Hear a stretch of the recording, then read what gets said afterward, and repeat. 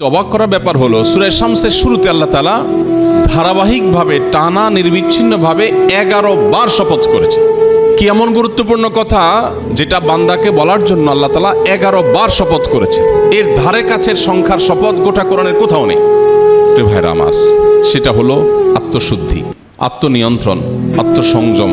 এই বিষয়টার গুরুত্ব বোঝাতে গিয়ে আল্লাহ 11 বার শপথ করে বলেছেন, কদ আফলাহা মান যাক্কাহা ওয়া কদ খাবা মান দাসাহা। যে নিজেকে পরিশুদ্ধ করতে পারলো, নিজেকে পবিত্র করতে পারলো। তার অভ্যাস ছিল মিথ্যা বলা, কিন্তু সে ছেড়ে দিয়েছে। তার ব্যবহার খারাপ ছিল, কিন্তু সে ব্যবহারটাকে ভালো করার চেষ্টা করে সফল হয়েছে, নিজেকে শাসন করেছে। তার মধ্যে লোভ ছিল, মোহ ছিল, সে নিজেকে নিয়ন্ত্রণ করতে পেরেছে। তার বদভ্যাস ছিল মোবাইলে হারাম জিনিস দেখা, সে সেখান থেকে বেরিয়ে এসেছে।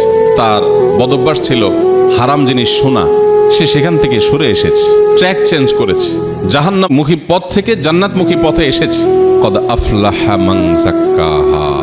যে পরিবর্তন করতে পারলো নিজেকে, পরিশুদ্ধ করতে পারলো নিজেকে, নিয়ন্ত্রণ করতে পারলো নিজেকে, সংযমী করতে পারলো নিজেকে, আল্লাহ বলছেন 11 বার শপথ করে বলেছেন এই ব্যক্তি সফল হয়ে গেল।